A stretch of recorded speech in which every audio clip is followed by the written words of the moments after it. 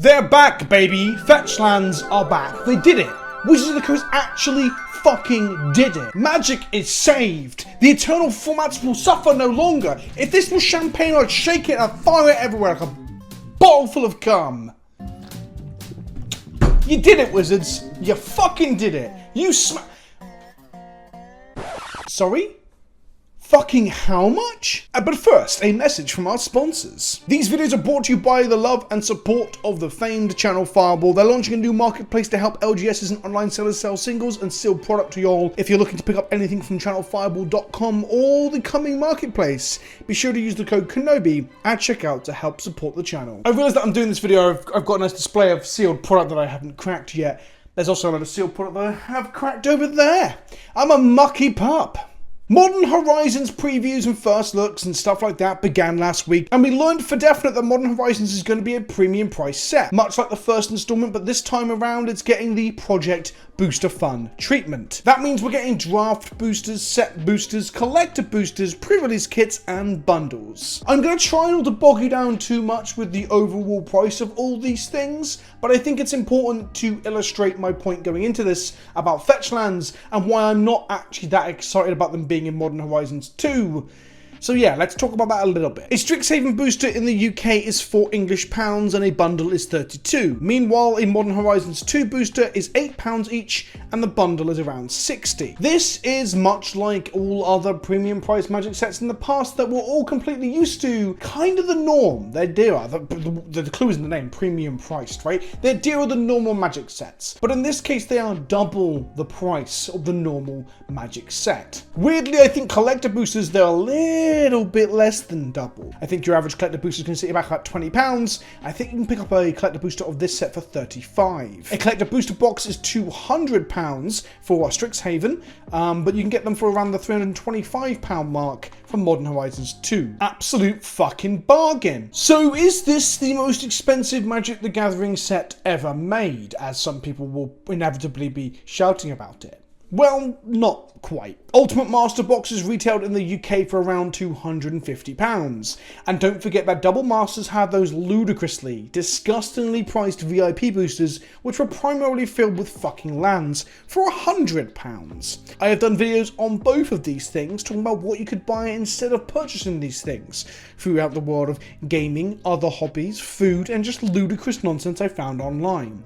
Those videos will be linked in the cards to this video. So whilst it's not literally the most expensive set ever made, and you could also stretch to say, you know, credit where credit is due, Wizards of the Coast have learnt from previous mistakes and previous controversies, because Ultimate Masters was fucking expensive and everyone was very upset about it. It ended up being worth, because the reprint equity in that set that they used was quite high. We got a lot of good shit in there.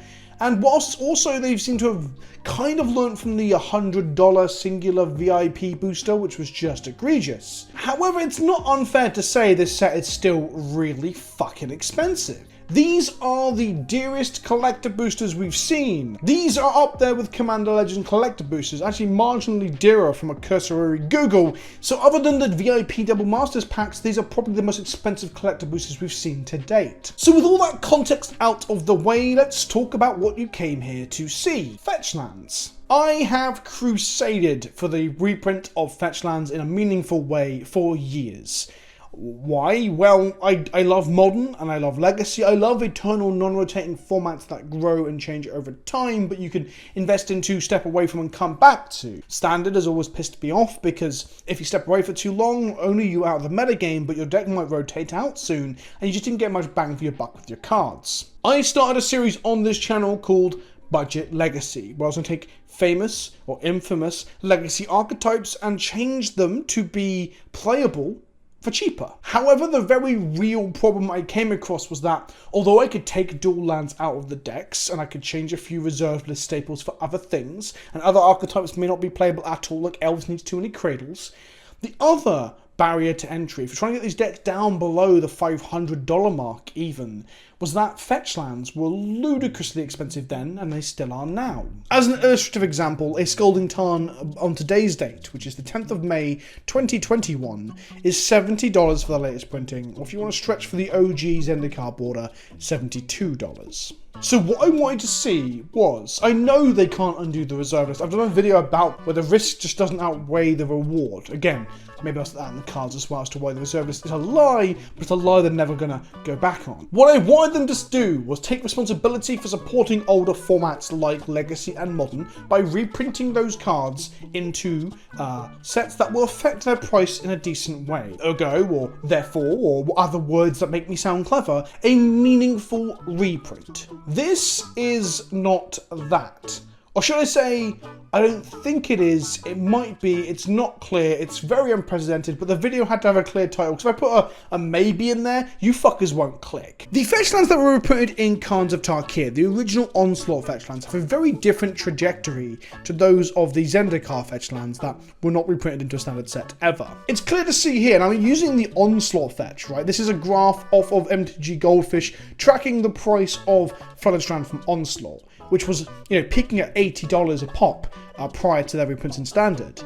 This is the OG one that is also more popular because these frames are more popular. Here we see them get printed into Khan's block, and they dip, and they dip, and they continue to dip. All through their time in Standard, through to the rotation out of Standard, and onwards, they maintain a relatively low price up until very recently, but let's be honest, the Magic economy is completely fucked right now. Compare this to Scalding Tarn, which its price began to climb, these graphs don't go back far enough to Zendikar, the price begins to climb as Modern is created and becomes popular. They dip a little around Khans because then the Tarns weren't the only blue fetch in Modern. We also had, you could play Flooded Strands as off-color fetches in your red, white, and blue decks if you can't afford Tarns, for example.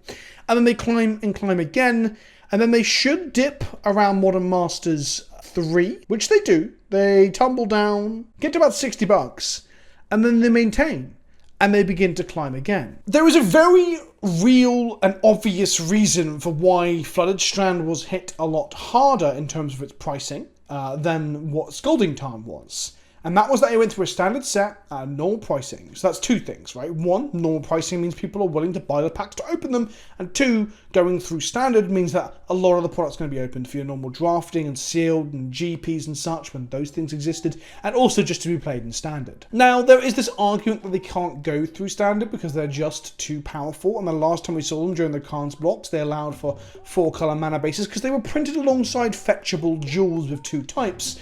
My god-honest belief is that if you put in Fetchlands right now into Standard without fetchable dual lands like Shocks or the Tangler lands or whatever, it'd be perfectly reasonable. But that aside, let's just say hypothetically you can't put them into Standard because they will completely ruin your beloved Standard, then put them into a non-premium price set. Put them in your Battle Bonds or your Jump Starts, or, well, Jump Start's a bad example because whilst not premium priced, it was not available anywhere due to supposedly the logistics of the pandemic. Printing them into affordable packs means that people are willing to crack those packs and buy those packs and search for these cards in those packs. The other big thing about Modern Masters 3 was not only was it dearer than the normal standard sets, it was a limited print run product, which means there was only so much of it made, which means then we're less likely to see an impact on the price of fetches. So it's important now to clarify that there are 2 distinct differences to what happened with Modern Masters 3 and the Zendikar fetches to what's happening now with these fetches in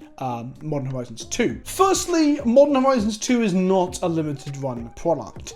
Whilst it's expensive, and that might have a negative effect on how much of it is opened. For example, Modern Horizons 1 was not a limited run product, but the cost kept people out from cracking those packs. But it not being limited run means that more of this will inevitably be opened over time and get into the hands of consumers, and therefore, in theory, the supply of the Fetchlands will be higher or more heavily affected than what it was with a limited print run like Modern Masters 3. Fuck these names. The other big difference is the Project Booster Fund stuff. The whole idea of having collector and set and draft boosters all separately has had a positive effect on the price of staples in current Standard. At the moment, Standard rares and mythics are cheaper than they've kind of almost ever been because there is more of them being opened in varied different frame treatments. What this means is people are, first of all, cracking more packs, because Project Booster Fund appears to have been successful, making people will crack more packs. And when you crack more packs, the price of rares go down because there's just more of them in supply. This happened with Expeditions with Battle for Zendikar as well, where Expeditions drove people to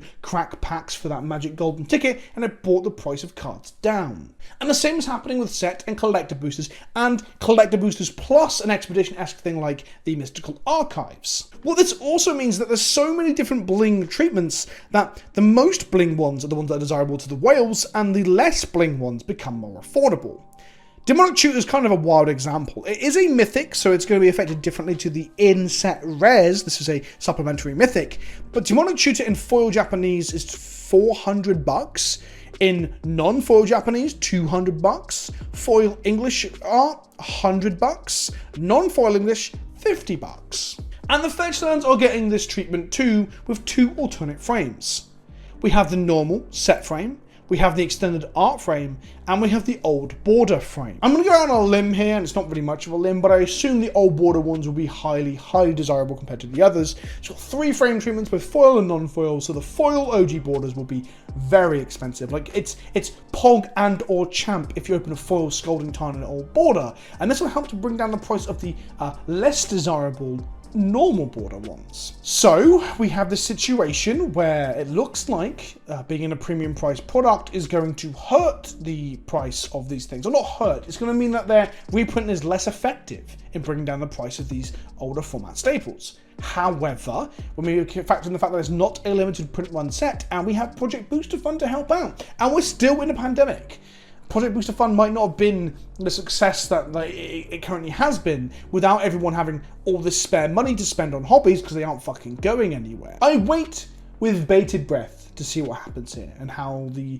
MTG economy sort of reacts to all this. I'm no economist, and I find hashtag MTG finance a cringe-worthy dick measuring contest of insider information, so I'm not saying I'm an expert on this stuff. I just know the previous trends, and you can look at previous trends. Anyone can look at previous trends, right? So I'm going to wait with bated breath. I'm not happy that these have been reprinted into an expensive set, because that is not what we needed. And also, I'm also fearful that this isn't a limited run set, okay?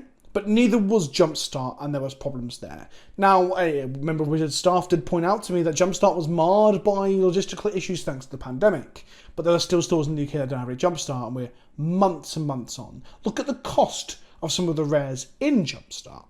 Jumpstart wasn't limited run, but yeah, look, I can't ignore the fact that some of the rares from that set are hideously expensive right now because of supply and demand. But that's more so going to affect the Modern Horizons new cards more so than the reprints, because the reprints are just adding more to the supply of cards that are already in demand. In short, and to summarise, I've harkened on about reprinting Fetchlands for the longest time because I want Modern and Legacy to survive, and I think making them affordable to newer players is the way that you do that. I love these formats. They're the formats that have kept me engrossed in Magic for the longest. And these things are also Commander cards. People say you don't need Fetchlands to play Commander, and that is true. But I don't see why we can't have affordable alternatives to the blinged out stuff to allow people to play with the same toys as each other. So, to summarise, this isn't the meaningful reprint that I've been harking on about for years. And the sad fact is, we're not going to see a meaningful reprint after this. This will be the example to which Wizards point a finger and say we've already done it, even though it's not what people wanted or were asking for. If anything, this set will sell much better than Modern Horizons 1 will, because not only is it Modern Horizons 2, it's already got the legacy of the first one to live up to, it's got new cards, it's got things to drive you to it, it's got set and collector boosters and alternate frame treatments, but it's now got the mother of all chase rares, the reprint equity holy grail that Wizards want to replicate somewhere along the line. It's got the Fetchlands. If anything, the Fetchlands are being put into this set to make people crack and buy this set, instead of throwing the player base a bone and making these cards affordable for people to play older formats. They're instead using these staples as a carrot on the end of a stick. It is being used to incentivize and push people to buy dearer and dearer products and see how far they can stretch whales' wallets. It is, in all honesty, greedy, and that's going to be damaging for the game in the long term. I've been Vince, also known as PleasantKenobi on the internet. I'd love to hear your opinion on this matter, and I'd love to hear what your speculation is on the price trajectory, the price point that these things will hold. post Modern Horizons coming out and ongoing. Don't forget, this will only be a temporary dip because it always is with these kind of staples. So we want the dip to be as low as possible so people can get in. But I don't think it's going to be much of a dip at all. Let me know in the comment section down below. Don't forget to smash that like button, ring that bell and all that shit. And if you haven't subscribed already, make sure you have, because there'll be more videos during the rest of the week. Ta-ta for now.